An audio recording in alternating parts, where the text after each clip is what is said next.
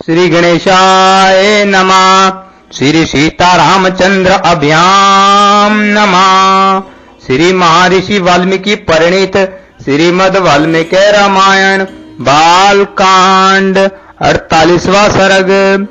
राजा सुमति से सत्कृत हो एक रात विशाला में रहकर मुनियों सहित श्री राम का मिथिलापुरी में पहुंचना और वहां सूने आश्रम के विषय में पूछने पर विश्वामित्र जी का उनसे अहल्या के साथ प्राप्त होने की कथा सुनाना।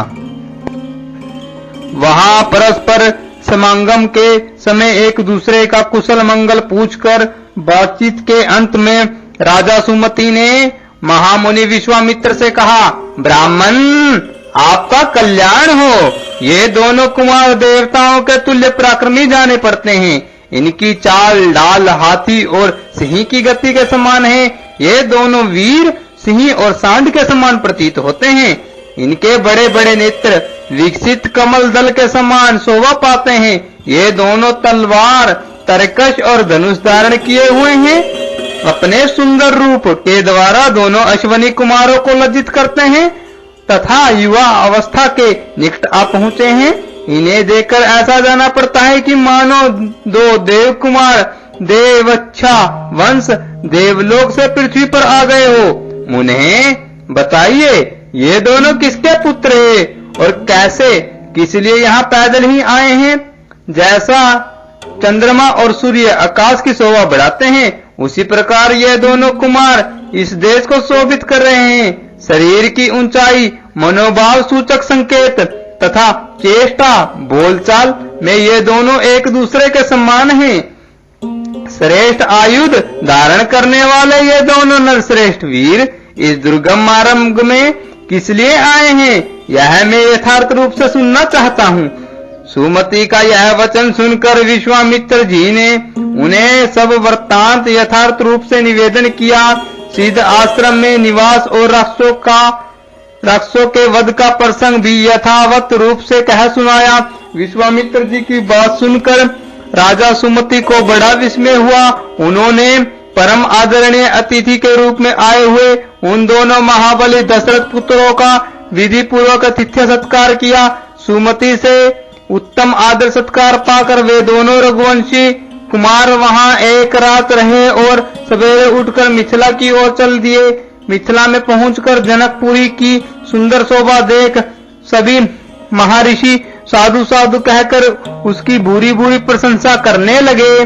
मिथिला के उपवन में एक पुराना आश्रम था जो अत्यंत रमणीय होकर भी सुनसान दिखाई देता था।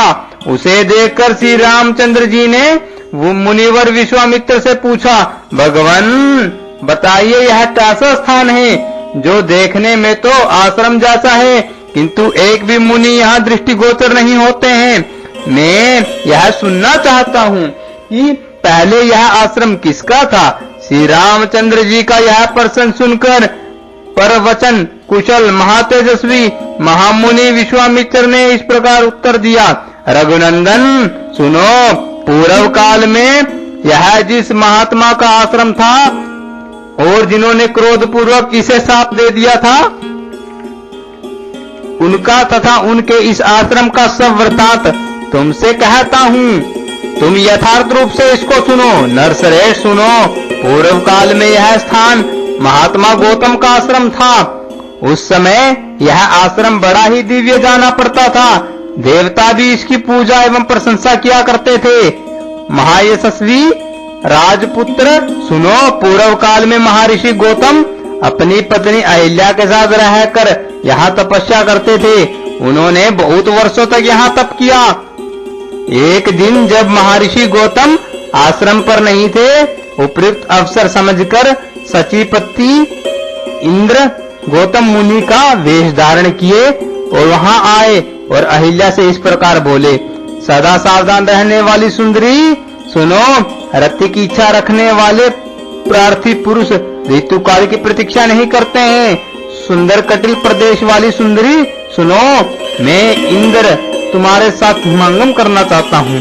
रघुनंदन सुनो, महर्षि गौतम का वेश धारण करके आए हुए इंद्र को पहचान कर भी उस दुर्बुद्धि नारी ने कहो कहा, देवराज इंद्र मुझे चाहते हैं।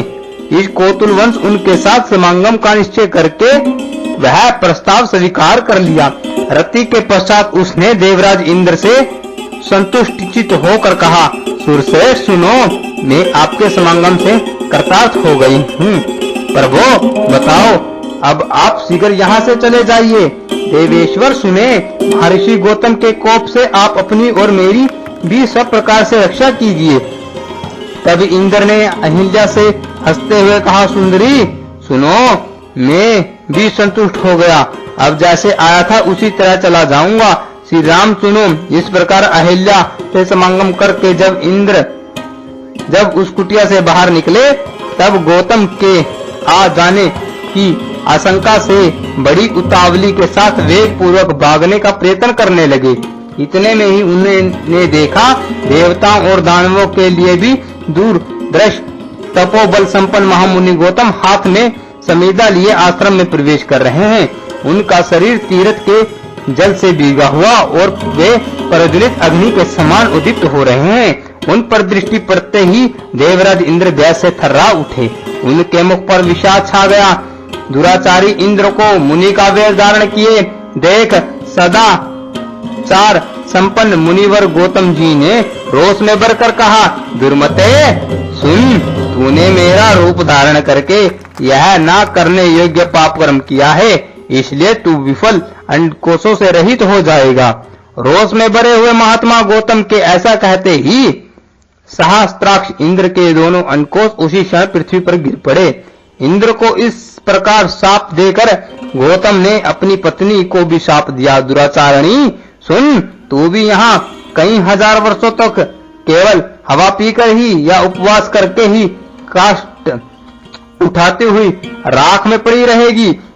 समस्त प्राणियों से अदृश्य रहकर इस आश्रम में निवास करेगी। जब दूरदर्श दशरथ कुमार राम इस घोर वन में पदार्पण करेंगे, उस समय तू पवित्र होगी।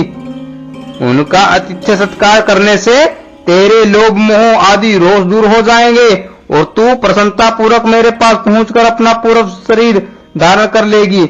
अपनी दुराचारणी पत्नी से ऐसा कहकर महातेजस्वी महातपस्वी गौतम इस आश्रम को छोड़कर चले गए और सिद्धों और चारणों से सेवित हिमालय के रमणीय शिखर पर रहकर तपस्या करने लगे।